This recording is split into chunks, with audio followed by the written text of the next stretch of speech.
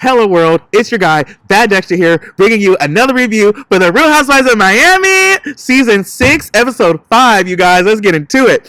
So we opened the episode up to Julia and Adriana rehearsing for the Fuck Cancer event, Nicole renovating her new closet that Grayson thinks isn't that big, he already thinking big like his daddy, looking straight in the cameras like small.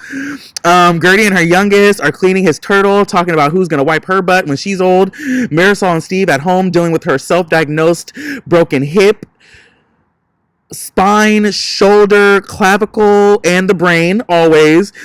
Kiki shows up on a walker in Hermes flip-flops, apparently hurt too. Now she feels for Adriana last year about her ankle. They cheers to surviving the game. Marisol and Kiki catch up about the drama with Adriana from the bathroom. Marisol is teaching Kiki English, the difference between flatulence and fraudulent, because Marisol doesn't use the word fart. She thinks the word fuck is more pleasant. Kiki thinks Larsa has changed since dating Marcus, aka Michael Jordan Jr., and she doesn't even text anymore.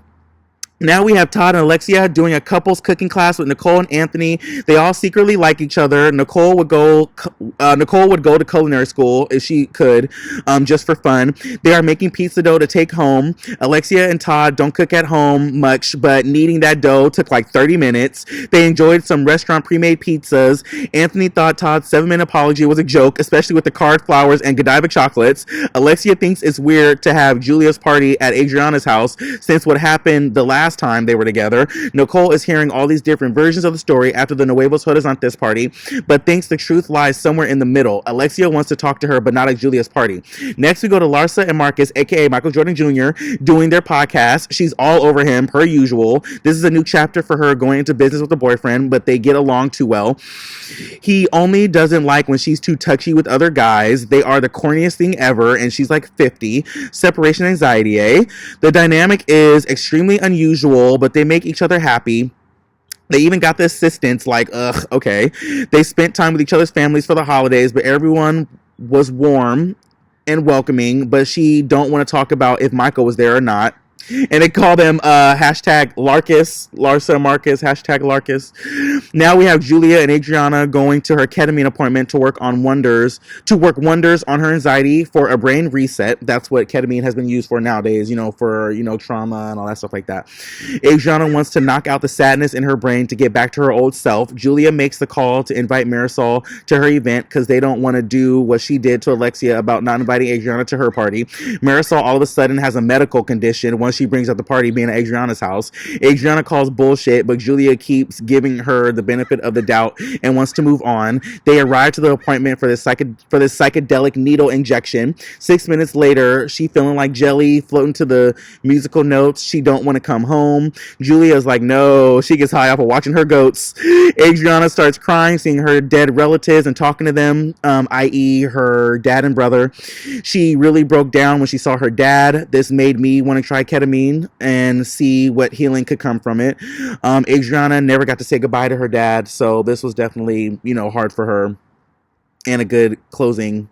Next, we have Lisa and Jody getting on a fancy boat to link with Kiki at the Formula One boat party. Larsa completely all over Marcus, aka Michael Jordan Jr. as they arrive. Kiki is feeling alone, like Marcus took her friend away. Kiki wants to be a part of the couples club. Larsa is over her single friends. 5 years is enough for her. Lisa talks about meeting with Gertie the night before and talking about wanting to be there for her after hearing about the health problem. Gertie wanted her to give up all the info she heard, but Lisa didn't want to name names, and Gertie wasn't having it. Gertie tested Larsa, and she failed bigly, according to Gertie, because she knew Nicole, Julia, and Adriana wouldn't say anything. Larsa thinks she needs to grow up, and she ain't got time for tests, because who tests cancer? Like, girl, you still partying and drinking. Now we have the Fuck Cancer party setting up at Adriana's pad. Ketamine protocol is 4 to 6 treatments, and Adriana will be there. Gertie has finally posted publicly about her breast cancer because of TMZ Larsa. Now she got to turn her phone off because people acting like she dead already, sending all these flowers and making all these calls. Gertie feels Larsa is very sloppy because what if her family didn't even know yet? But Gertie promises Russell to keep it classy. Next, we go back to the Fuck Cancer setup. Julia getting her their positionings together. This is Julia's first time singing in her life, and she got all the birds flocking away.